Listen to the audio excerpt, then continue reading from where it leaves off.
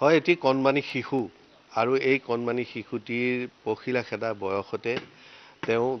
জটিল ৰোগত আক্ৰান্ত হয় আৰু এই জটিল ৰোগত আক্ৰান্ত ৰক্তিম বৰা নামৰ কণমানি শিশুটিক প্ৰয়োজন এতিয়া উন্নত চিকিৎসাৰ আৰু উন্নত চিকিৎসাৰ বাবে ইতিমধ্যে চিকিৎসকে তেওঁক বাহিৰলৈ নিয়াৰ বাবে আৰু হয়তো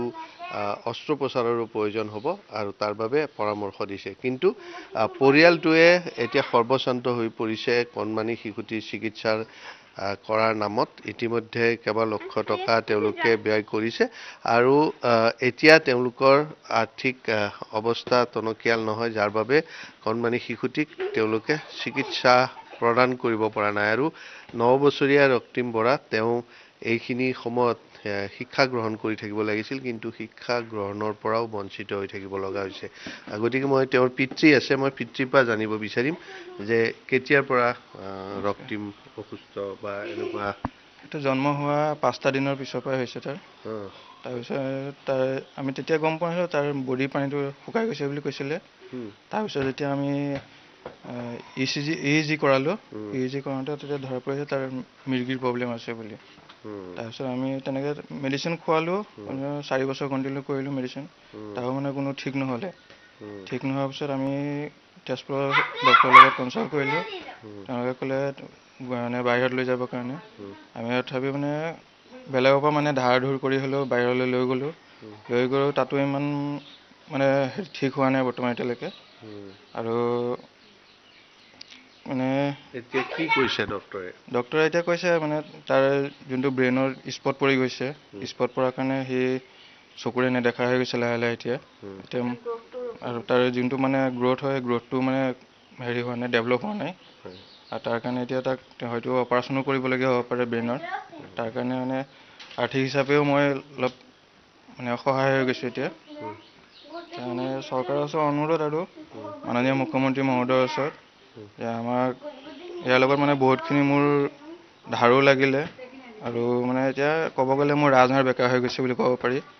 আৰু মোৰ গাত ইমানখিনি শক্তি নাই যে মই আকৌ তাক মই দুনাই লৈ হেৰি কৰিব পাৰোঁ তথাপিও আকৌ লৈ যাবৰ কাৰণে মই চেষ্টা কৰি আছোঁ তাৰ ভিতৰত যদি মোৰ মাননীয় মুখ্যমন্ত্ৰী মহোদয়ে যদি অকণমান সহায় কৰে আৰ্থিক হিচাপে তাক মই সুস্থ কৰি আনিব পাৰোঁ যাতে মই তাক মানে তাৰ জীৱনৰ ভৱিষ্যতটো মই অলপ উজ্জ্বল কৰিব পাৰোঁ তাক মই স্কুলত দিব পাৰোঁ বা সি নিজে মানে কিবা এটা কৰি খাব পাৰে তাৰে মানে অলপ চেষ্টা কৰি আছে গতিকে মাননীয় মুখ্যমন্ত্ৰী মহোদয়ে যাতে মোক এইখিনি অকণমান সহায় কৰে আৰু মোৰ যিখিনি এতিয়া বৰ্তমান মোৰ ধাৰ লাগি আছে সেইখিনি মানে নিৰাময় কৰিব পাৰোঁ আৰু অসমবাসী ৰাইজলৈকো মই অনুৰোধ তেওঁলোকেও যাতে মোক অকণ সহায় কৰে আৰু একমাত্ৰ ল'ৰা আপোনালোকৰ হয় একমাত্ৰ ল'ৰা হয় সি আৰু তাক লৈ সি আমাক একো কৰি খুৱাব নালাগে সি নিজক ভাল হ'ব লাগে সি নিজক নিজে যাতে চাব পাৰে সেইটোৱে বিচাৰোঁ আৰু অসমৰ মুখ্যমন্ত্ৰী ছাৰকো অনুৰোধ কৰিছোঁ যাতে আমাৰ ল'ৰাটো সুস্থ কৰি তোলে আৰু ল'ৰাটো ভৱিষ্যতৰ কথা আছে তেওঁ যাতে অকণমান চায় হয় অসমবাসী ৰাইজকো সহায় বিচাৰিছোঁ অকণমান সহায় কৰে ল'ৰাটোক চিকিৎসা কৰাত তাক লৈ যাব লাগিব লৈ যোৱাত অকণমান সহায় কৰে ইতিমধ্যে বহুত টকা খৰচ কৰিলে 16 লাখ খৰচ হৈছে হয় 16 লাখ খৰচ হৈছে এতিয়া মানে একো নাই কৰিবৰ কাৰণে কোনোফালে একো উপায় নাই এতিয়া